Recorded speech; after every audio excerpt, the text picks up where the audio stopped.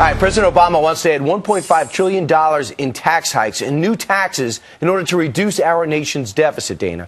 But will his plan really work? Indiana governor and author of the new book, Keeping the Republic, Saving America by Trusting Americans, Mitch Daniels, joins us. I was so honored to have a chance to read this weekend. I actually have just one chapter to go, and I think it is one of the best arguments for Republican ideals and a way forward for our country that I've seen, so I encourage people to get a chance to look at it. You spent your weekend reading that book? I did. I am a wild and crazy person. This is one of those get a life. No, it's a great book if you care about the country. But first things first, if you care about the country, should we be enthused about not a Democrat or Republican, should we be enthused about the president's way forward on his jobs plan and his deficit reduction plan?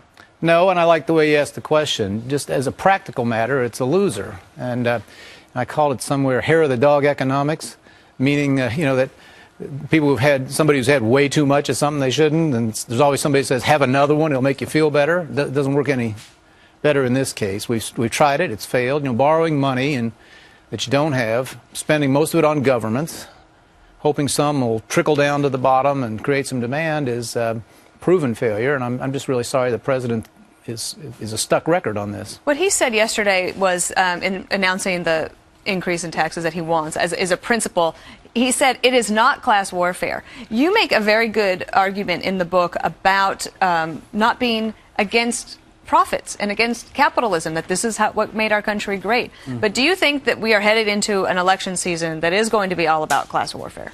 Apparently, and I thought the saddest thing, apart from just the impracticality of what the president suggests, I thought the saddest thing, it was so purposely divisive at the very moment when you wish people, in both parties, by the way, were speaking more the language of unity. I mean, this problem of the debt that's coming, the arithmetic of that, is truly a problem for everyone. It'll hurt the most vulnerable Americans worse, but it's an enormous problem, and we ought to be gathering together as opposed to dividing, as the president seems to want to do. And as you outlined, there is a solution to this, and it's all about entitlements. Unless you address entitlements, everything else is window dressing.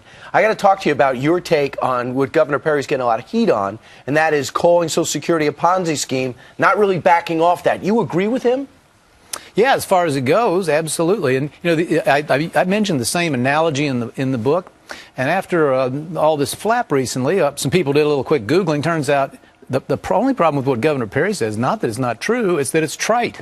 It's been said so often that I shouldn't have used it in the book and should have found some more original way.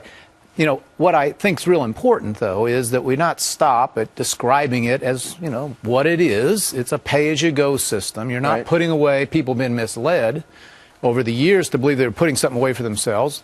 We know that's not the way it works. What I think is essential, having diagnosed the problem, is to move on and say two things. One, we're going to protect those, and we must protect those who are in the program now or who are soon to be in it. The solutions we need don't have to start until years from now. And secondly, there's, I think, a responsibility to be specific about those solutions. What we need to do is to create Social Security 2.0 so that the next generations can have some protection just as the past ones have.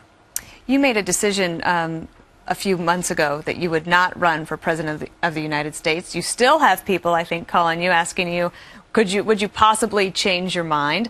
But now that field is sort of solidifying, as they look around to think who would be one of their best running mates, your name is on the short list. And is that something that you welcome? Would you run as VP? You can't say you wouldn't answer if someone called, but it seems so improbable to me. It's certainly nothing I anticipate, or really something I hope doesn't happen. My expectation has always been really to go back to private life where I came from, try to do a little good for the state of Indiana that I love, and then go back to my plow, and that's what I expect. And that's what you expect when you're done with this term.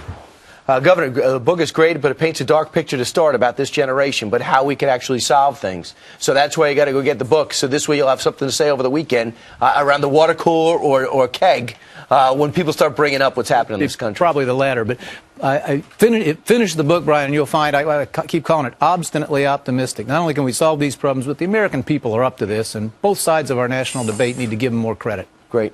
All right.